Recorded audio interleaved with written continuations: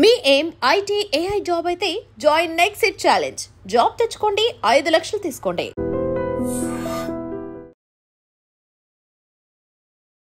నమస్తే, welcome to I dream social spotlight with కవిత.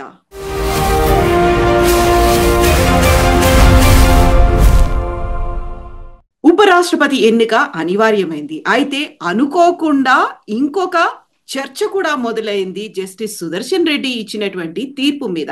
యాక్చువల్గా సల్వా జుడుం అనే దాన్ని ఎందుకు ప్రారంభించారు, ఎందుకని దాన్ని వ్యతిరేకించాల్సినటువంటి పరిస్థితులు వచ్చాయి, దాన్ని సుదర్శన్ రెడ్డి గారు ఎందుకని బ్యాన్ చేయాలంటూ సుప్రీంకోర్టులో ఒక తీర్పునిచ్చారు. దాని గురించి ఎందుకని ఇప్పుడు అతిపెద్ద చర్చ జరుగుతోంది. తను ప్రో నక్సలైట్ అనే భావన, తను లెఫ్టిస్ట్ అనేటువంటి మాటలు ఇప్పుడు ఎందుకు వినిపిస్తున్నాయి?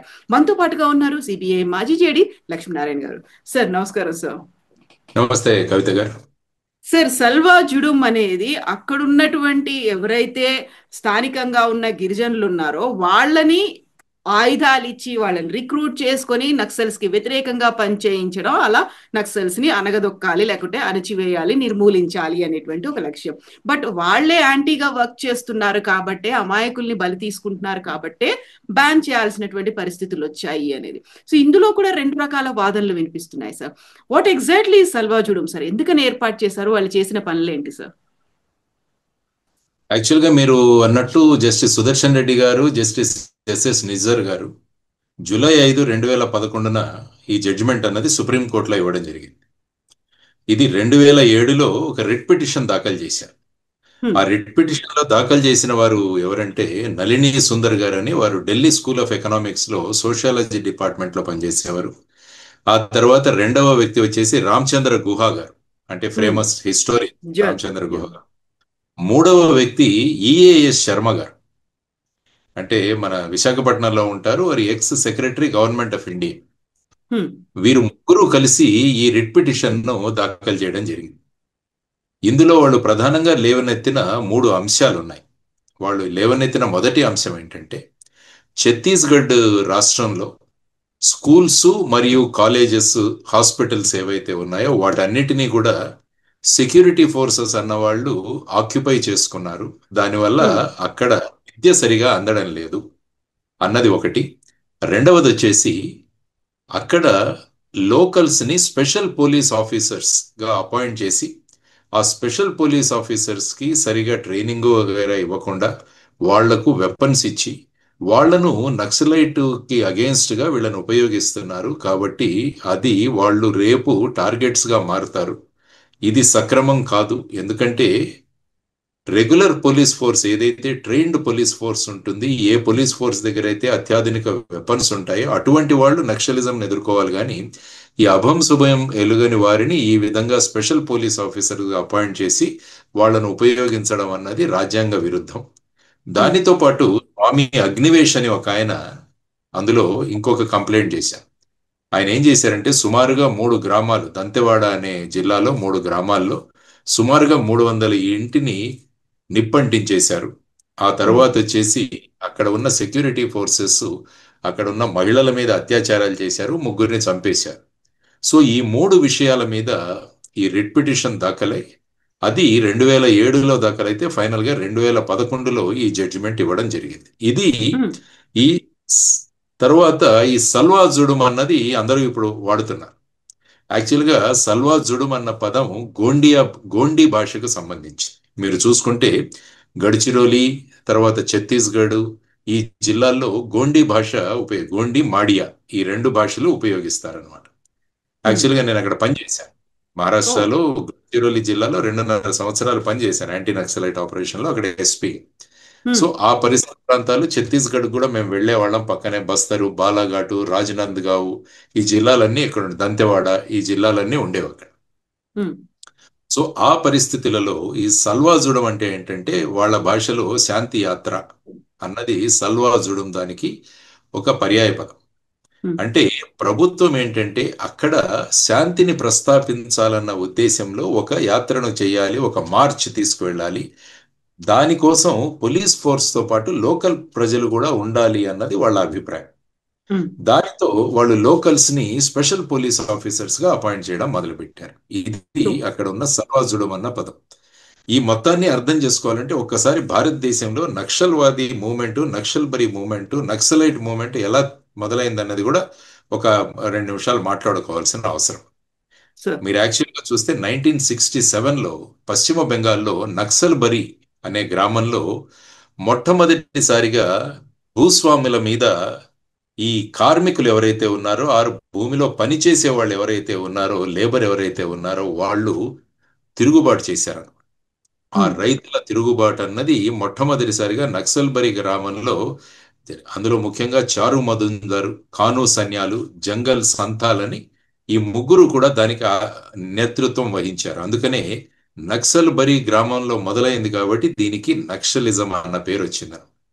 సో ఆ తర్వాత దాన్ని పశ్చిమ బెంగాల్ ప్రభుత్వం గట్టిగా దాన్ని అణిచివేసి, ఆ తరువాత ఏమైందంటే కొండపల్లి సీతారామయ్య గారు ఎవరైతే ఉన్నారో వారు ఆంధ్రప్రదేశ్లో, అంటే ఉమ్మడి ఆంధ్రప్రదేశ్లో ఆయన ఈ ఉద్యమాన్ని తీసుకువెళ్ళి దానికి పీపుల్స్ వార్ గ్రూప్ అని 1980లో ఆయన స్థాపించారు. ఆ తర్వాత ఈ ఉద్యమం, పీపుల్స్ వార్ గ్రూప్ యొక్క ఉద్యమం ఛత్తీస్గఢ్, జార్ఖండ్, ఒడిశా, సపోజ్ మన ఉభయ రాష్ట్రాలు, బీహారు, మహారాష్ట్ర వీటన్నిటికీ వ్యాపించి ఈ మొత్తం ప్రాంతాన్ని ఒక రెడ్ కారిడార్ అని పిలిచేవాడు. రెడ్ కారిడార్ అంటే ఇటు ఛత్తీస్గఢ్, ఒడిస్సా, తెలంగాణ, ఆంధ్రప్రదేశ్, బీహార్, మహారాష్ట్ర, జార్ఖండ్ వీటన్నిటినీ కలిపి, ఆ తరువాత ఏమైందంటే ఈ పీడబ్ల్యూజీ అన్నది ఇంకొకటి, బీహార్లో ఇంకొక ఉద్యమం మొదలైంది, దాన్ని ఎంసీసీ అంటారు, మావోయిస్ట్ కమ్యూనిస్ట్ సెంటర్. ఈ రెండు కలిసి సిపిఐ మావోయిస్ట్ అని 2004లో ఒక పార్టీగా ఏర్పడ్డాయి. సో వీరు మెయిన్ గా గెరిల్లా యుద్ధాన్ని ప్రధానమైన వ్యూహంగా స్వీకరించారు. గెరిల్లా యుద్ధం అంటే వాళ్ళు డైరెక్ట్ గా ఫైట్ చేయరు. వాళ్ళు ఏం చేస్తారు, పోలీసులు వెళుతుంటే వాళ్ళ కాన్వాయ్ని అంబుష్ చేస్తారు, దారిలో ల్యాండ్ మైన్లు పెడతారు, తర్వాత పోలీస్ స్టేషన్లపై మెరుపు దాడులు చేస్తుంటారు. సో ఈ విధంగా ఒక వ్యూహాన్ని రచించి వాళ్ళు ముందుకు వెళ్ళడం మొదలుపెట్టారు. అందువల్ల ప్రతి రాష్ట్రం, ఆంధ్రప్రదేశ్ కావచ్చు, మహారాష్ట్ర కావచ్చు, ఒడిశా కావచ్చు, లేకుంటే బీహార్ కావచ్చు, మహారాష్ట్ర కావచ్చు, వీరందరూ కూడా కొత్త కొత్త విధాలుగా ఈ నక్సల్ మూమెంట్ ని ఎలా ఎదుర్కోవాలి అన్నది వాళ్ళ వ్యూహ రచనలు వేస్తూ వెళ్ళేవారు. ఎందుకంటే పోలీసింగ్ అన్నది స్టేట్ సబ్జెక్ట్ కాబట్టి, అన్నది రాష్ట్ర ప్రభుత్వ పరిధిలో ఉన్న సబ్జెక్ట్ కాబట్టి, ప్రతి ఒక్క రాష్ట్రం వాళ్ళ వాళ్ళ పరిస్థితులను బట్టి ఈ నక్సలిజాన్ని ఎలా ఎదుర్కోవాలని వారు రకరకాలుగా వాళ్ళు చేశారు. దీనిలో ముఖ్యంగా మీరు చూసుకోవాల్సిన అంశం ఏంటంటే మహారాష్ట్ర, ఎందుకంటే నేను అక్కడ పనిచేశాను కాబట్టి, మహారాష్ట్రలో 2 రకాలుగా మేము ఈ నక్సలైట్స్ మీద యుద్ధం చేసేవాళ్ళం. ఒకటి పోలీసులు ఎదుర్కోవడం, రెండవది వచ్చేసి స్థానిక ప్రాంతాన్ని అభివృద్ధి చేయడం. So special action plan, special development plan అని 2 ఉన్నాయి. Special action plan, special development plan అని 2. ముఖ్యంగా ఏంటంటే నక్సలైట్స్ అనడం ఏంటంటే స్థానిక ప్రాంతాలు డెవలప్ అవ్వకపోవడం వల్ల ఈ విధంగా ట్రైబల్స్ ని ఆ ప్రాంతాలు డెవలప్ కాకుండా చూసేవాళ్ళు. ఎందుకంటే ప్రతిసారి ప్రభుత్వం మీద వ్యతిరేకంగా వీళ్ళని తయారు చేసేవాళ్ళు స్థానికుల్ని. అందువల్ల మహారాష్ట్రలో ఏం చేసామంటే స్థానిక ప్రాంతాలను అభివృద్ధి చేయడం మొదలుపెట్టాం. అంటే అక్కడ రోడ్లు వేయడం, ఆ తర్వాత అక్కడ స్కూల్స్ పెట్టడం, హాస్పిటల్స్ పెట్టడం, తర్వాత వాళ్ళకు ఉపాధి అవకాశాలు కల్పించడం, ఇవన్నీ చేయడం వల్ల ఈ స్థానిక ప్రజలు నక్సలైట్ల దగ్గరికి వెళ్లకుండా చేయడానికి ఈ డెవలప్మెంట్ ప్లాన్ ద్వారా మేము ఒక ప్లాన్ వేసి అక్కడ అది ఇంప్లిమెంట్ చేయడం జరిగింది. సో ఈ విధంగా ఇది మహారాష్ట్ర. అదే మీరు ఛత్తీస్గఢ్కి వచ్చే వాళ్ళు ఏం చేశారంటే, ఎప్పుడు కూడా నక్సలిజం కి టెర్రరిజం కి చాలా డిఫరెన్స్ ఉంటుంది. మీరు చూస్తే పంజాబ్ లో టెర్రరిజం ఉంది, దాన్ని త్వరగా దాన్ని, అంటే కొన్ని సంవత్సరాలు పట్టినా కూడా దాన్ని పోలీసు బలగాలతో, పారామిలిటరీ బలగాలతో, ఆర్మీతో దాన్ని సమూలంగా ఆపగలిగాం టెర్రరిజం పంజాబ్ లో మీరు చూసుకుంటే. ఎందుకంటే స్థానిక ప్రజలు ఎప్పుడు కూడా టెర్రరిజం కి వ్యతిరేకంగా ఉంటారు. కానీ అదే మీరు నక్సలిజంకి వస్తే ఏమవుతుందంటే స్థానిక ప్రజలు భయంతోనో దేనితోనో వీళ్లకు మద్దతునిస్తుంటారు. అందువల్ల ఎప్పుడు కూడా నక్సలిజం అన్నదాన్ని కానీ, ఇన్సర్జెన్సీ అంటారు దీన్ని కూడా, insurgency has to be fought by locals అంటారు. అంటే టెర్రరిజంను మనము ఫోర్స్ ద్వారా దాన్ని ఆపేయచ్చు, కానీ అదే మీరు ఇన్సర్జెన్సీ కానీ నక్సలిజంకి వస్తే అందులో ప్రజలు ముడిపడి ఉంటారు కాబట్టి దాన్ని జాగ్రత్తగా మనం హ్యాండిల్ చేయాలి అని అంటారు. సో ఇటువంటి పరిస్థితులలో ఛత్తీస్గఢ్ ప్రభుత్వం ఏం ఆలోచించింది ఏంటంటే, లోకల్ గా ఉన్న గిరిజన యువకులు ఎవరైతే ఉన్నారో వారిని స్పెషల్ పోలీస్ ఆఫీసర్స్ గా నియమించి వారిని పోలీస్తో పాటు ఉపయోగించాలి అన్న దీంతో వాళ్ళు మొదలయ్యారు. దీంట్లో ఓకే. సుమారుగా ఒక 6,000 మందిని స్పెషల్ పోలీస్ ఆఫీసర్స్ గా అపాయింట్ చేశారు. వీళ్ళంతా సల్వాజుడంలో వర్క్ చేస్తున్న వాళ్ళే. సల్వా 6,000 మంది సల్వా జుడుం అన్నది ఒక మూమెంట్. మూమెంట్. యా. సల్వా జుడుం అన్నది శాంతి యాత్ర అన్నది ఒక మూమెంట్. ఉమ్. దాన్ని తీసుకురావడానికి స్థానికంగా స్పెషల్ పోలీస్ ఆఫీసర్స్ ని నియమిస్తారు. యా. సో వీళ్ళను కోయా కమాండోస్ అని కూడా అనేవాళ్ళు అప్పుడు. సో ఇప్పుడు వీళ్ళు ఏం చేస్తారంటే వీరు లోకల్ పోలీస్. యాక్చువల్ గా స్పెషల్ పోలీస్ ఆఫీసర్స్ ని ఎందుకు అపాయింట్ చేస్తారంటే వాళ్లకు స్థానికంగా వాళ్లకు ఆ ఏరియా తెలుసు, స్థానికంగా ఉన్న మనుషులను వాళ్ళు గుర్తించగలరు, తర్వాత సమాచారం కూడా వాళ్లకు సులభంగా దొరుకుతుంది. కాబట్టి పోలీసు ఫోర్సులు వెళుతున్నప్పుడు వీరికి ముందుగా వీళ్ళని గైడ్స్ గా ఉపయోగించడం, లేకుంటే ఇంటెలిజెన్స్ కోసం వీళ్ళ దగ్గర నుంచి సమాచారం సేకరించడం, ఇలాంటి వాటి కోసం వాళ్ళని ఉపయోగించాలి అన్నారు. కానీ క్రమక్రమంగా ఏమైందంటే వీరికి కూడా వెపన్స్ ఇవ్వడం జరిగింది. సో ఆ విధమైన పరిస్థితులలో అక్కడ ఈ రిట్ పిటిషన్ అన్నది దాఖలు చేయడం జరిగింది. ఎందుకంటే మీరు ఈ స్పెషల్ పోలీస్ ఆఫీసర్స్ రిక్రూట్మెంట్ చూస్తే ఎలా ఉంటుందంటే వీళ్లకు 5th పాస్ ఉండాలి, 5వ తరగతి పాస్. సో ఈ రిట్ పిటిషన్ లో వీళ్ళు ఎవరైతే నేను చెప్పానో నళిని సుందర్ గాని, లేకుంటే రామచంద్ర గుహ గాని, లేకుంటే మన ఏ శర్మ గారు గాని, వాళ్ళు ఏమన్నారంటే 5వ తరగతి చదివిన వాళ్ళకి విచక్షణ జ్ఞానం ఎక్కువగా ఉండదు.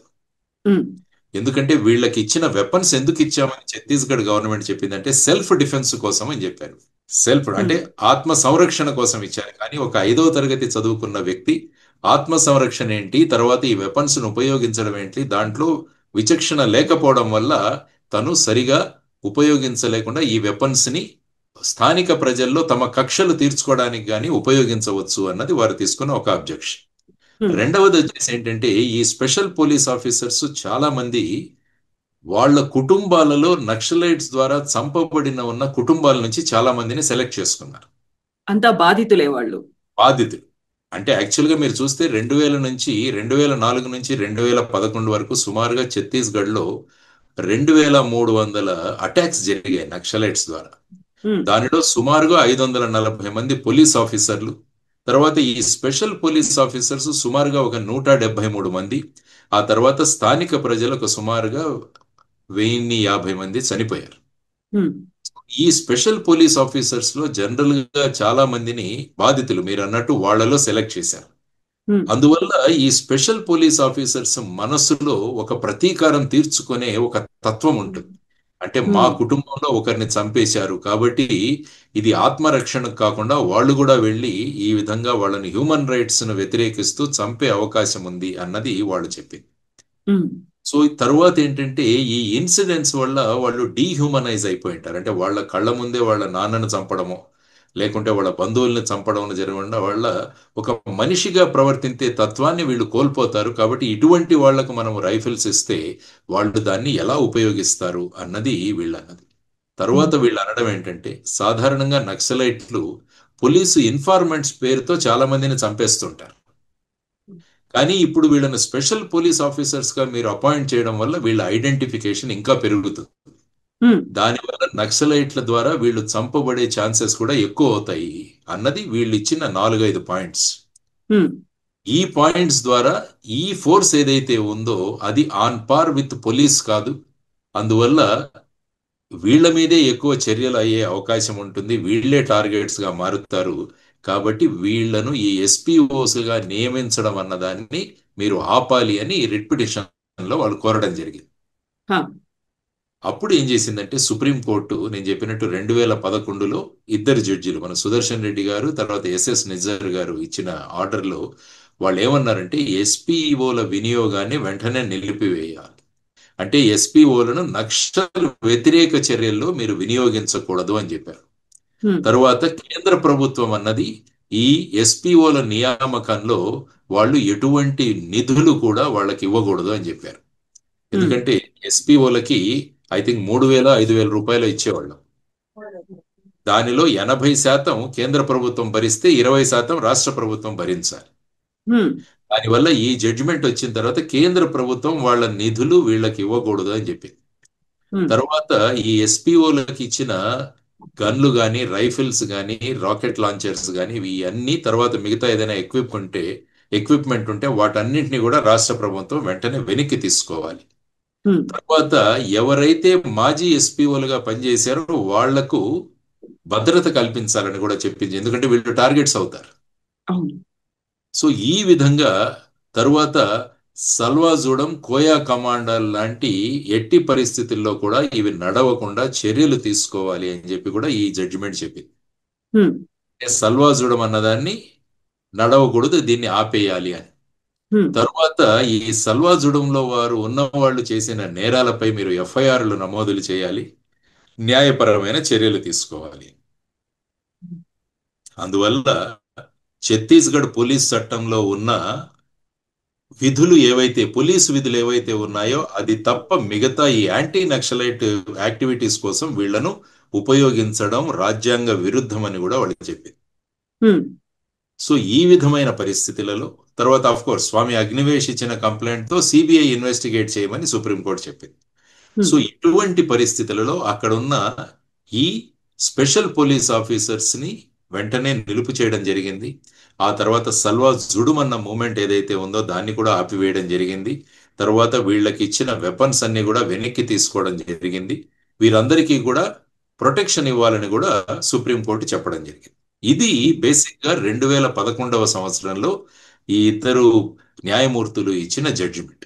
వీళ్ళు చెప్పడం ఏంటంటే బేసిక్ గా నేను చెప్పాను, వీళ్ళ తక్కువ ఎడ్యుకేషన్ ఉంటుంది కాబట్టి వీళ్ళు విచక్షణ జ్ఞానం ఉండదు వీళ్లకు, తర్వాత వీళ్లే టార్గెట్స్ అయ్యే అవకాశం ఉంటుంది, తర్వాత డీహ్యూమనైజ్డ్ గా ఉంటారు కాబట్టి వీళ్ళు న్యాయపరమైన విధంగా కాకుండా ఎదుటి మనిషి యొక్క హ్యూమన్ రైట్స్ ని భంగం చేసే విధంగా వీళ్ళు ప్రవర్తించే అవకాశం ఉందని ఈ 4-5 కారణాల వల్ల ఈ మొత్తాన్ని కూడా వాళ్ళు నిలిపివేయడం జరిగింది. ఇది బేసిక్ గా సల్వాజుడుం మూమెంట్ ఏదైతే ఉందంటే శాంతి యాత్ర, శాంతి మార్చ్, పీస్ మార్చ్ ఏదైతే ఛత్తీస్గఢ్ ప్రభుత్వం చేయాలనుకుందో వాటికి నిలుపుదల 2011లో వచ్చింది. ఇది బేసిక్ గా సల్వాజుడుం యొక్క జడ్జిమెంట్ అండి.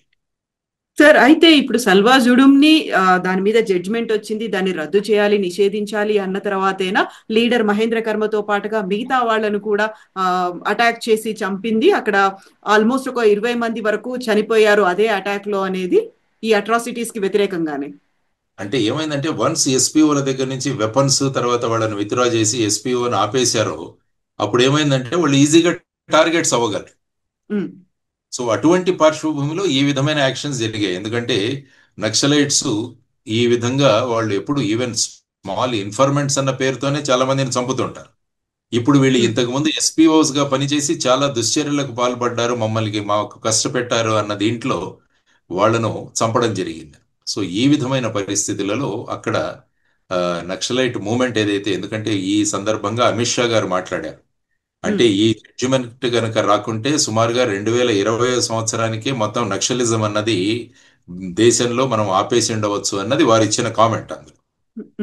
ఎందుకంటే ఇప్పుడు మీరు చూసుకుంటే నక్సల్ మూమెంట్ అన్నది చాలా దెబ్బతినింది. ఇప్పుడు అంటే సెక్యూరిటీ ఫోర్సెస్ ఏవైతే ఉన్నాయో అవి కంటిన్యూస్ గా మీరు చూస్తుంటే నక్సల్ పోలీస్ ఎన్కౌంటర్స్ లో చాలా మంది టాప్ లీడర్స్ చనిపోయారు. మీరు చూసుకుంటే మొన్న బసవరాజ్ కావచ్చు, తర్వాత వచ్చేసి మిగతా పెద్ద పెద్ద క్యాడర్స్ వీళ్ళందరూ కూడా ఈ ఆపరేషన్ గ్రీన్ హంట్ గాని ఇప్పుడు కొత్తగా చేస్తున్న వీటిలో చాలా మంది ప్రాణాలు జరిగింది.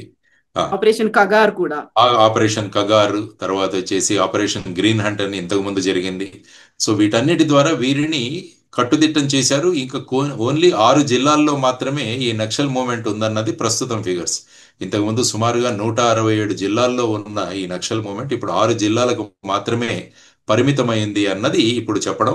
తర్వాత అమిత్ షా గారి ప్రకారం 2026 సంవత్సరానికి మొత్తం ఈ నక్సల్ అన్నది భారతదేశంలో ఉండదు, ఎందుకంటే ఇది ఇంటర్నల్ సెక్యూరిటీకి, అంతర్గత సురక్షకి నక్సలిజం అన్నది చాలా ప్రమాదకరం, దాన్ని మేము టోటల్ గా దాన్ని చేస్తామన్నది వారు చెప్పిన మూమెంట్. సో ఇప్పుడు ఈ పరిస్థితులలో సుదర్శన్ రెడ్డి గారు ఇప్పుడు వైస్ ప్రెసిడెంట్ గా నిలవడం వల్ల ఈ కొత్త కాంట్రవర్సీ గాని కొత్త విశ్లేషణ గాని మొదలైంది. ఎందుకంటే వారు వన్ ఆఫ్ ది జడ్జెస్ ఈ ఇచ్చిన దాంట్లో, అంటే బేసిక్ గా చూస్తే వాళ్ళు ఇచ్చిన జడ్జిమెంట్ చూస్తే ఎప్పుడు కూడా జడ్జిమెంట్ లాజికల్ గా ఉంటుంది, కారణాలు కూడా అందులో వ్యక్తం చేస్తారు. ఉమ్, ఎప్పుడు కూడా ఇచ్చే జడ్జిమెంట్లు రాజ్యాంగబద్ధంగా ఉండాలి, రాజ్యాంగ పరంగా ఉండాలి. తర్వాత ప్రజల హ్యూమన్ రైట్స్ కూడా డిస్టర్బ్ అవ్వకూడదు. ఉమ్, అంటే మనకు తెలుసు నక్సలైట్లు మనల్ని ఈ విధంగా చేస్తున్నారని తెలిసినా కూడా అక్కడ కూడా వాళ్ళను ఆ, ఆమ్, అంతమొందించేటప్పుడు కూడా మనం ప్రొసీజర్ ఫాలో అయ్యి చేయాలి అన్నది మన రాజ్యాంగం చెబుతుంది. ఉమ్, అంటే పోలీసులకు ఎదుటి వ్యక్తిని చంపే అధికారం ఉంది, వాళ్ళ దగ్గర వెపన్స్ ఉన్నాయి. కానీ అవి ఉపయోగిస్తున్నప్పుడు కూడా మీరు తగిన పరిస్థితులు, అంటే మీరు ఆత్మ సంరక్షణలోనే ఇవన్నీ చేయాలి అన్నది మనం కోరుకుంటాం. మీ దగ్గర వెపన్స్ ఉన్నాయని కాదు మీరు ఉపయోగించుకోవడం కాదు. ఎప్పుడైతే మీ జీవితానికి ప్రమాదం వస్తుందో అప్పుడు మీరు వెపన్స్ ఉపయోగించవచ్చు అన్నది చెబుతుంటారు. అదే మీరు నక్సలైట్స్ చూసుకుంటే మరి వాళ్లకు పోలీస్ హ్యూమన్ రైట్స్ గురించి ఎప్పుడు మాట్లాడరు ఎవరు కూడా. ఎందుకంటే వాళ్ళు ల్యాండ్ మైన్ బ్లాస్ట్ చేస్తారు, అంబుష్లు చేస్తారు, చాలా మంది కుటుంబాలను చంపేస్తుంటారు. మరి అటువంటి సమయంలో మరి పోలీసుల హ్యూమన్ రైట్స్ దాని గురించి ఎప్పుడు చర్చ జరగదు. ఉమ్, ఇటువంటి పరిస్థితులలో ఈ నక్సలిజం అన్నది it is against the constitution. ఎందుకంటే మనము బ్యాలెట్ ద్వారా ప్రజాస్వామ్యాన్ని రక్షించుకోవాలి, కానీ వాళ్ళు బుల్లెట్ ద్వారా మేము ప్రజాస్వామ్యాన్ని కాపాడతాం అన్నది వాళ్ళు కాబట్టి సిద్ధాంతపరంగా ఆ విధంగా ఉండడం వల్ల నక్సలిజం అన్నది మన ఇంటర్నల్ సెక్యూరిటీకి ప్రధానమైన శత్రువు అని అమిత్ షా గారు చాలాసార్లు మాట్లాడడం జరిగింది. సో ఇది బేసిక్ గా సల్వాజుడుం మూమెంట్ కానీ, సల్వాజుడుం తర్వాత ఈ స్పెషల్ పోలీస్ ఆఫీసర్స్ మీద 2011లో ఈ విధంగా వాళ్ళను ఉపయోగించకూడదు అన్నది సుప్రీంకోర్టు యొక్క ఆర్డర్ ప్రధానంగా. సార్, అయితే ఇక్కడే ఇప్పుడు అమిత్ షా కామెంట్స్ చేసిన తర్వాత వినిపిస్తున్నటువంటి వాదనలు, జస్టిస్ సుదర్శన్ రెడ్డి గారికి ముందు నుంచి లెఫ్టిస్ట్ బ్యాక్గ్రౌండ్ ఉంది, ప్రో నక్సలైట్ గా ఆలోచించారు కాబట్టే ఆయన అలాంటి తీర్పునిచ్చారు, ఆయన మీద అలాంటి ప్రభావం ఉంది, ఆ భావజాలం ఉంది అనేటువంటి మాట. ఇప్పుడు అది రాజకీయాలు, ఎట్ ద సేమ్ టైం న్యాయ వ్యవస్థకు సంబంధించి గతంలో ఇచ్చినటువంటి జడ్జిమెంట్స్, వీటన్నిటి గురించి ఒక చర్చకు దారి తీసేలా చేసింది కదా సార్. అంటే సాధారణంగా ఏంటంటే ఒక జడ్జిమెంట్ మీద విమర్శలు చేయవచ్చు, దట్ ఈజ్ నాట్ డిఫమేషన్ అని మన చట్టాల్లోనే ఉంది. మీరు యాక్చువల్గా సిఆర్పిసి ఇప్పుడున్న బిఎన్ఎస్ఎస్ చూసుకుంటే ఒక జడ్జిమెంట్ మీద మనం కామెంట్ చేయవచ్చు, కానీ జడ్జి మీద వైయక్తికంగా మనం కంప్లైంట్స్ చేయకూడదు అన్నది కూడా అందులో ఉంది. జడ్జిమెంట్ గురించి మీరు మాట్లాడవచ్చు, ఎందుకంటే ఒక జడ్జిమెంట్ వచ్చిన తర్వాత కొంతమందికి అది సానుకూలంగా ఉంటుంది, కొంతమందికి వ్యతిరేకంగా ఉంటుంది. సో ఆ విధంగా జడ్జిమెంట్ మీద చర్చోపచర్చలు జరుగుతుంటాయి. ఆ తర్వాత ఇప్పుడు ప్రధానంగా చూసుకోవాల్సిందే, అది ఐ థింక్ సుమారుగా ఒక 18 మంది రిటైర్డ్ జడ్జెస్ అందరూ కూడా ఈ విధంగా అమిత్ షా గారు మాట్లాడడం కరెక్ట్ కాదు అని చెబితే, తర్వాత ఇంకొక 52 జ్యుడిషియల్ వ్యక్తులు, జడ్జిలందరూ కూడా అందులో ఏమి తప్పు లేదని కూడా వాళ్ళు కూడా కౌంటర్ చేయడం జరిగింది. సో ఈ విధంగా ఇవి కూడా మనం చూస్తున్నాం, అంటే వాద ప్రత్యోపవాదాలు జరుగుతూనే ఉన్నాయి మన సిస్టంలో. సో అందులో ముఖ్యంగా ప్రజలు కూడా ఈ నక్సలిజం గురించి, తర్వాత ఈ సల్వాజుడం గురించి, లేకుంటే సల్వాజుడం గురించి ఎవరు మాట్లాడే ఇప్పుడు ఇదే 2011లో వచ్చిన జడ్జిమెంట్ ఇది. సో ఆ విధమైన పరిస్థితులలో ఇప్పుడు మళ్ళా అప్పటి పరిస్థితులు, నక్సలిజం గురించి చర్చలు మొదలయ్యాయి. చూడాలి, అంటే ముఖ్యంగా ఒక జడ్జిమెంట్ ఇచ్చినందువల్ల ఒక వ్యక్తి యొక్క లీనియేషన్ ఏదైతే ఉంటుందన్నది అది మనం కరెక్ట్ గా జడ్జ్ చేయలేం. ఎందుకంటే జడ్జి వారు కూర్చున్నప్పుడు వాళ్ళ ముందు ఉండేది రాజ్యాంగం, ఆ తర్వాత చేసిన చట్టాలు, ఈ చట్టాలు రాజ్యాంగబద్ధంగా ఉన్నాయా లేదా అని విశ్లేషించాం. అందువల్ల మీరు ముఖ్యంగా జడ్జిమెంట్ చూసుకుంటే వారు డీటెయిల్డ్ గా కామెంట్స్ ఇచ్చారు అందులో, ఎందుకు మేము దీన్ని రాజ్యాంగబద్ధం కాదు అని మేము అంటున్నాము అన్నది. వారు మీరు స్పెషల్ పోలీస్ ఆఫీసర్స్ ను అపాయింట్ చేసుకోవచ్చు. స్పెషల్ పోలీస్ ఆఫీసర్స్ ఎప్పుడు కూడా పోలీసులకు మద్దతుగా ఉండాలి, కానీ వాళ్లను యాంటీ నక్సలైట్ ఆపరేషన్స్ లో ఉపయోగించడం అన్నది కరెక్ట్ కాదు అన్నది ప్రధానంగా అందులో ఉన్న జడ్జిమెంట్స్. వాళ్లకు వెపన్స్ ఇవ్వద్దు, వాళ్ళని యాంటీ నక్సలైట్స్ సపోజ్ ఆఫీసులో కానీ ఏదైనా చిన్న చిన్న పనులకు కానీ ఇటువంటి వాటికి ఉపయోగించు special police officer. For example home guards ఉంటారు, హోమ్ గార్డ్స్ ను కూడా మనం ఉపయోగిస్తుంటాం. సపోజ్ వినాయక చవితి ఇప్పుడు జరుగుతోంది, ఆ బందోబస్తులో పోలీసులతో పాటు హోమ్ గార్డ్స్ కూడా ఉంటారు.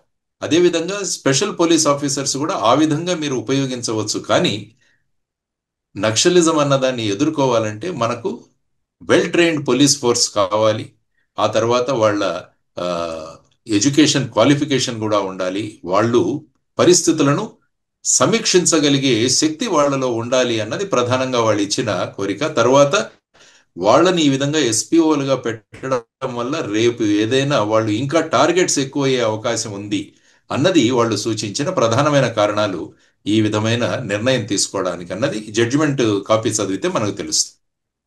సార్, ఇక్కడే మీరు చెప్పినట్టుగా ఆపరేషన్ కగార్ అంటే మార్చ్ 2026 కల్లా చివరి మావోయిస్ట్ ని కూడా అంతం చేస్తాము, ఇప్పుడు ఒక డెత్ బెడ్ మీద ఉన్నారు, ఆఖరి శ్వాస తీసుకుంటున్నారు అనేది అమిత్ షా గతంలో చెప్పారు. దాన్ని మళ్ళీ రిపీటెడ్ గా చెప్తూ వచ్చినప్పటికీ ఇప్పటికీ వినిపిస్తున్నటువంటి వాదనలు, మీరు ఒక చోటు నుంచి దాన్ని ఏమో తొలగించగలరేమో కానీ, నక్సలిజాన్ని అక్కడ నక్సల్ భావజాలాన్ని తొలగించగలరేమో కానీ, ఇంకో చోటు నుంచి మళ్ళీ అది వస్తుంది, పూర్తిగా మీరు రూపు మాపలేరు అనేటువంటి వాదనలు.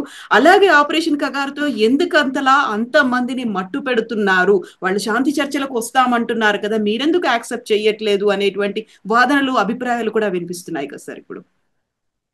ఎందుకంటే శాంతి చర్చల గురించి మనకు ఒక అనుభవం ఉంది. ఐ థింక్ 2004వ సంవత్సరంలో ఐ థింక్ రాజశేఖర రెడ్డి గారు ఇక్కడ ముఖ్యమంత్రిగా ఉన్నప్పుడు నక్సలైట్స్ తో చర్చలు జరిగాయి. ఐ థింక్ రామకృష్ణ ఆర్కే అన్న ఆయన ఆధ్వర్యంలో ఇక్కడ కొంతమంది నక్సలైట్స్ వచ్చి ఇక్కడ చర్చలు జరిగాయి. ఐ థింక్ జానారెడ్డి గారు అప్పుడు హోమ్ మినిస్టర్ గా ఉండేవారు అనుకుంటాను. సో ఆ సందర్భంగా చర్చలు జరిగి వాళ్ళు సీజ్ ఫైర్ చేద్దాము కొన్ని నెలలు అని నిర్ణయించుకొని వెళ్ళిన తర్వాత ఆ సమయంలో మళ్ళా నక్సలైట్స్ అన్న వాళ్ళు వాళ్ళ బలాన్ని మళ్ళా కట్టుకొని మళ్ళా పోలీసుల మీద వాళ్ళు చర్యలు ప్రారంభించడం మొదలుపెట్టారు. అందువల్ల గతంలో జరిగిన శాంతి చర్చలు ఏవి కూడా అంత ఫలస్వరూపంగా అవ్వలేదు. ఈ సమయాన్ని వాళ్ళు మళ్ళా బలోపేతం అవడానికి ఉపయోగిస్తున్నారు కాబట్టి ఈ శాంతి చర్చలు అన్నవి ఉపయోగం లేదు అన్న నిర్ణయానికి కూడా రావడం జరిగింది. ఇప్పుడు కూడా మీరు చూసుకుంటే చాలా మంది లొంగిపోతున్నారు. ఈ మధ్యలో భద్రాచలం కానీ మిగతా ప్రాంతాల్లో కానీ, మొన్న ఐ థింక్ జార్ఖండ్ పరిసరాల్లో చాలా మంది నక్సలైట్స్ వాళ్ళ సపోర్టర్స్ లొంగిపోతున్నారు. సో ఆ విధంగా లొంగిపోవడం అన్నది వాళ్ళు ప్రోత్సహిస్తున్నారు. లొంగిపోవడాన్ని ఎప్పుడు కూడా వాళ్ళు తిరస్కరించట్లేదు. ఎవరైతే జనజీవన స్రవంతిలో కలవడానికి సిద్ధంగా ఉన్నారో వాళ్ళందరినీ కూడా చేర్చుకుంటున్నారు. కాబట్టి విడిగా శాంతి చర్చలు అని పిలిచేయాల్సిన దాన్ని మటుకు వాళ్ళు ఒప్పుకోలేదు. ఎందుకంటే గతంలో ఉన్న అనుభవాన్ని చూసుకొని అది అనవసరంగా మనకు అంటే కగార్ ద్వారా ఇంకా ఆల్మోస్ట్ ఫ్యాగెండ్కి వచ్చిన సమయంలో మళ్ళా సమయం ఇస్తే వాళ్ళు మళ్ళా అందరూ కలిసి మళ్ళా బలోపేతం అవుతారన్న చూడడం. యాక్చువల్గా మనం చూడాల్సింది ఏంటంటే నక్సలిజం అన్నది ఎలా వచ్చింది అంటే ఎక్స్ప్లాయిటేషన్, అంటే ధనవంతులు పేదవాళ్ళను ఎక్స్ప్లాయిట్ చేయడం అన్నది ప్రధానంగా కారణం. 1967 మీరు ఒకసారి చదివితే నక్సల్బరీలో అక్కడ ఉన్న భూస్వాములు సాధారణ రైతులని వాళ్ళను ఉపయోగించుకొని చాలా తక్కువ మొత్తంలో వాళ్ళకు బియ్యాన్ని ఇచ్చేవాళ్ళు, ధాన్యాన్ని ఇచ్చేవాళ్ళు. అందువల్ల ఒక రకమైన విప్లవం మొదలైంది, వాళ్ళలో నిరసన అన్నది మొదలైంది. ఈవెన్ ఫర్ ఎగ్జాంపుల్ మనం బ్రిటిష్ కాలంలో కూడా చూసుకుంటే అల్లూరి సీతారామరాజు గారు బ్రిటిష్ వాళ్ళ యొక్క ఆ కొండ ప్రాంతాలలో ఏజెన్సీ ప్రాంతాలలో వాళ్ళ చట్టాలు పెట్టి ఏ విధంగా గిరిజనులను హింసించారో వాళ్ళందరినీ కూడగట్టుకుని ఆయన బ్రిటిష్ వారికి విరుద్ధంగా పోగొట్టారు. కాబట్టి ఎప్పుడైనా ఉండేది ఏంటంటే ఎక్స్ప్లాయిటేషన్. ఈ ఎక్స్ప్లాయిటేషన్ అన్నది లేకుండా పోతే సమాజంలో నక్సలిజం అన్నది రాదు. అందువల్ల ప్రభుత్వం యొక్క ప్రధానమైన బాధ్యత ఏంటంటే ఇలాంటి ఎక్స్ప్లాయిటిజంని మనం తగ్గించగలగాలి. ధనికులు పేదలను దోచుకునే తత్వం ఏదైతే ఉందో దాన్ని ఆపగలగాలి. అందరికీ సమానమైన ఆపర్చునిటీస్ కావాలి, అన్ని ప్రాంతాలు అభివృద్ధి చెందాలి అన్నది ముఖ్యంగా కోరుకుంటున్న అటువంటివి గనక మనం తీసుకురాకుంటే ఫైనల్గా నక్సలైట్లు ఎక్కడి నుంచి వచ్చారు? ప్రజల నుంచే వచ్చారు, నిరసనల వల్ల వచ్చారు.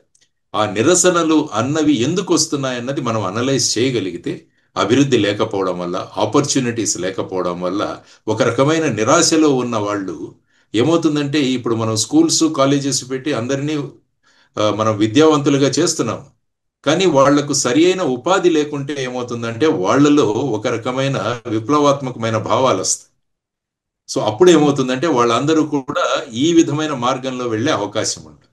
కాబట్టి development is the best alternative to stop this type of moments. ఈ రెవల్యూషనరీస్ ఇవన్నీ కూడా ఆపడానికి ఎక్స్ప్లాయిటేషన్ ఆపడం, రెండవది ఆపర్చునిటీస్ క్రియేట్ చేయడము. డెవలప్మెంట్ ద్వారా మనం ఈ విధమైన తత్వాలు, ఈ విధమైన ఆలోచనలు రాకుండా సమసమాజాన్ని ఎప్పుడైతే ఏర్పాటు చేస్తామో, సోషలిజం అని ఏదైతే మనం మాట్లాడతామో, సోషలిజం వచ్చినప్పుడు సమసమానత్వం, సమానత్వం అన్నది మనం సమసమాజాన్ని ఏర్పాటు చేసినప్పుడు, ఒకరిని ఒకరు దోచుకునే తత్వాలు ఆగిపోయినప్పుడు ఏమవుతుందంటే ఇటువంటి ఆలోచనలు అన్నవి ఆగిపోతాయి. సో ఈ విధమైన దిశలో ప్రభుత్వాలు పని చేయాలన్నది మనం అందరం కూడా అనుకోవాలి, ఆలోచించాలి.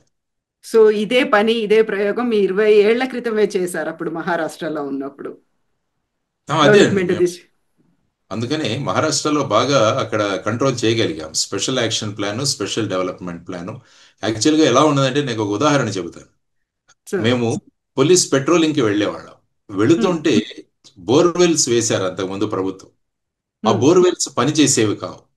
ఆ బోర్వెల్స్ ని మేమేం చేసామంటే రిపోర్ట్లు పంపించేవాళ్ళం. ఈ గ్రామంలో బోర్వెల్ పనిచేయడం లేదు, ఈ గ్రామంలో ఈ లైట్లు పనిచేయట్లేదు, ఇవన్నీ మేము రిపోర్ట్స్ పంపించాం. ఆ రిపోర్ట్స్ మళ్ళా కలెక్టర్ దగ్గరికి వెళ్ళి మళ్ళా ఆ సంబంధిత డిపార్ట్మెంట్ కి ఇచ్చి వాళ్ళు మళ్ళా ఇక్కడికి రావడానికి నక్సలైట్లు ఉన్నారని చెప్పి చాలా మంది వచ్చేవాళ్ళు కాదు రిపేర్ చేయడానికి. అప్పుడు మేము చీఫ్ మినిస్టర్, అప్పుడు మాకు మనోహర్ జోషి గారు ఉండేవారు, వారికి ఏం చెప్పారంటే, సార్ మేము మా పోలీస్ వాళ్ళనే బోర్వెల్ ఎలా రిపేర్ చేయాలో ట్రైనింగ్ ఇస్తాం, లైట్స్ ఎలా పెట్టాలో మేము మాకు ట్రైనింగ్ ఇస్తాం, మా దగ్గర వెపన్స్ ఉంటాయి, మేము ధైర్యంగా వెళతాం, మేము we are ready to fight.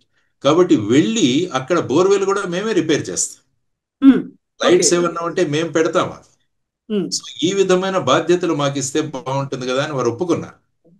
So ఈ విధమైన మార్పులు తీసుకొచ్చి ప్రభుత్వం అభివృద్ధి కోసం ఉంది, ప్రభుత్వం అన్నది నక్సలైట్లకు భయపడదు అన్న మెసేజ్ మనం తీసుకెళ్లాలి సార్ అని వారికి స్పష్టంగా చెప్పడం జరిగింది. తర్వాత జనజాగరణ మేళవాస్ అని చెప్పేసి మేము ప్రజలందరినీ కూడా సమకూర్చేవాళ్ళం. సమకూర్చి నక్సలైట్లు ఎందుకు ఈ విధంగా చేస్తున్నారని కూడా వాళ్ళకి చెప్పేవాళ్ళు. నక్సలైట్లు ఏంటంటే రోడ్లు వేస్తే వాళ్ళు దానికి వ్యతిరేకించేవాళ్ళు, రోడ్లు వేసుకు తీసుకున్న కాంట్రాక్టర్లను చంపేసేవాళ్ళు, రోడ్లు వేయడానికి వచ్చే ఈ ఎక్విప్మెంట్ అందరినీ కూడా కాల్ చేసేవాళ్ళు. ఇప్పుడు కూడా మీరు చూస్తుంటారు. అప్పుడు మేము చెప్పేవాళ్ళం, ఇదంతా వాళ్ళు ఎందుకు చేస్తున్నారంటే మీ అభివృద్ధిని ఆపడానికి. అంటే రోడ్లు గనక మేము వేస్తే అభివృద్ధి మీ దగ్గరికి వస్తుంది, అందువల్ల మీరు బాగుపడతారు, కాబట్టి మీరు బాగుపడడం వాళ్ళకి ఇష్టం లేదు అని ప్రజలను ఆ విధంగా మేము కౌంటర్ ప్రొపగండా అంటారు దీన్ని చేసేవాళ్ళం. ఆ తరువాత మీరు మహారాష్ట్రలో చూసుకుంటే సుమారుగా 360 కిలోమీటర్ల రోడ్లు బార్డర్ రోడ్ ఆర్గనైజేషన్స్ తెచ్చి వేసాము. ఎందుకంటే స్థానిక కాంట్రాక్టర్లు ఎవరు రావడానికి సిద్ధంగా లేరు. అందువల్ల బార్డర్ రోడ్ ఆర్గనైజేషన్ ఏదైతే బార్డర్స్ లో వేస్తారో బిఆర్ఓ అంటారు, ఆ ఆర్గనైజేషన్ తెచ్చి అప్పుడు శరద్ పవార్ గారు ముఖ్యమంత్రిగా ఉన్నప్పుడు ఆ టైంలో బార్డర్ రోడ్ ఆర్గనైజేషన్స్ తో అది డిస్కషన్ జరిగి 360 కిలోమీటర్లు బార్డర్ రోడ్స్ అక్కడ వేయడం జరిగింది. సో అప్పుడు పీడబ్ల్యూడి మినిస్టర్ గా మాకు తర్వాత నితిన్ గడ్కరీ గారు ఉండేవారు. సో వారు గడ్చిరోలిలో ఇప్పుడు ఆయన మొత్తం మినిస్ట్రీ ఆఫ్ సర్ఫేస్ ట్రాన్స్పోర్ట్ ఏదైతే దేశం మొత్తం మీద బ్రహ్మాండమైన రోడ్లు వేయడంలో ఉన్నారో మాకు అక్కడ పీడబ్ల్యూడి మినిస్టర్ గా ఉండేవారు. వారు కూడా అప్పుడు ఈ రివ్యూ తీసుకునేవాళ్ళు మాకు, ఎలా రోడ్స్ అన్ని ఎలా జరుగుతున్నాయి ఏంటి అని. సో ఈ విధంగా ఎప్పుడు కూడా నక్సల్ ఇలాగా ఉంటదంటే నీళ్లు చేప లాగా ఉంటది. కాబట్టి నీళ్లు ఉంటేనే చేప ఉంటుంది. కాబట్టి మనం నీళ్లను గనక తీసివేయగలిగితే, అంటే పబ్లిక్ సపోర్ట్ గనక వాళ్ళ దగ్గర నుంచి తీసివేయగలిగితే ఆ చేప సర్వైవ్ అవ్వదు. అందువల్ల ఈ పబ్లిక్ సపోర్ట్ ని మనం ఎలా తీసేయాలి బయటికి అన్నది డెవలప్మెంట్ ద్వారా సాధ్యం అన్నది అక్కడ చేసిన ఒక గొప్ప ప్రయోగం. తర్వాత ఎలక్షన్లు కూడా వీళ్ళు బహిష్కరిస్తుంటారు జనరల్, ఎందుకంటే మాకు బ్యాలెట్ పేపర్ మీద బ్యాలెట్ మీద మాకు విశ్వాసం లేదు అని చెప్పేసి, మాకు బుల్లెట్లే ముఖ్యం అంటారు. అందువల్ల మేము ఏం చేసామంటే అప్పుడు ఆపరేషన్ విశ్వాస్ అని ఒక మూమెంట్ స్టార్ట్ చేశాం మా గడ్చిరోలి జిల్లాలో. అక్కడ ప్రజలకు ఓటు హక్కు యొక్క ప్రాధాన్యతను గురించి వివరించాము. మీ ఓటు హక్కు ఎంత పవర్ఫుల్లో, మీ దాని ద్వారా మీ నాయకులను మీరు ఎన్నుకోగలరు, ఎప్పుడు కూడా మీరు భయపడకండి అని వాళ్లకు విశ్వాసం చేయడం వల్ల సుమారుగా దేశంలో అతి ఎక్కువగా పోలింగ్ అయిన జిల్లాల్లో గడ్చిరోలి డిస్ట్రిక్ట్ కూడా మేము ఒకటి ఎస్టాబ్లిష్ చేయగలిగాము. అప్పుడు ప్రజల్లో ఆత్మవిశ్వాసాన్ని పెంచి ఆపరేషన్ విశ్వాస్ ద్వారా చేయగలిగాం. అందువల్ల ప్రజలతో మమేకమయ్యే ప్రభుత్వాలు ఉన్నప్పుడు ఏమవుతుందంటే ఇటువంటి ఆలోచనలు అన్నవి రావు. సో ఆ విధమైన ప్రభుత్వాలు ఉండాలి, ఆ విధమైన ఆలోచనలు ఉన్న ప్రజాప్రతినిధులు ఉండాలి, ఆ విధమైన ఆలోచనలు ఉండే ప్రభుత్వాలు ఉండాలి, ఆ విధమైన పథకాలు కూడా మనం తీసుకువెళ్ళాలి. అప్పుడు ఇటువంటి ఆలోచన అన్నదే రాదు. ఎప్పుడైతే నిరుద్యోగ సమస్య పెరుగుతుందో మళ్ళా ఇటువంటి ఆలోచనలు తలెత్తే ప్రమాదం ఉంటుంది. సో నిరుద్యోగ సమస్య అన్నది ప్రధానంగా ఎదుర్కోవాలి, పేదరికం అన్నదాన్ని కూడా మనం రూపుమాపగలగాలి. అవి చేసినప్పుడే మళ్ళా మీరు అన్నట్టు ఇటువంటి ఆలోచన విచారధార ఆలోచన ప్రభావాలు ఏవైతే ఉంటాయో వాటిని శాశ్వతంగా సమాజం నుంచి మనం బయటికి తీసుకొచ్చు సమాజాన్ని నిర్మించడం అన్నది చాలా ముఖ్యమైన విషయం. Thank you so much sir, thank you so much for the insightful information sir. As usual గా చాలా ఎక్స్టెన్సివ్ గా ఉంది, మోర్ డీప్ ఇన్ఫర్మేటివ్ గా కూడా ఉంది sir. Thank you so much sir. నమస్తే. నిజంగా ప్రస్తుతం ఉన్నటువంటి సమాజం దేనికి ప్రయారిటీ ఇస్తుంది? ఆర్థిక సంబంధాల చుట్టూ మాత్రమే తిరుగుతోంది. మళ్ళీ ఎన్నికలంగానే చాలా విరక్తి కలుగుతున్నాం. మంచి అనిపిస్తుంది కదా, లేడీస్ కూడా ఛాలెంజింగ్ జాబ్స్ చేసినప్పుడు చాలా బాగుంటది. ట్రాఫిక్ అసిస్టెంట్స్ గా నియమించిన ట్రాన్స్జెండర్స్ అందరితో సాల్యూట్ చేయించుకుంటున్నారు. ఫుడ్ డెలివరీ ఇవ్వటానికి వెళ్ళినటువంటి డెలివరీ బాయ్ అనిల్ పై కళ్ళ ముందు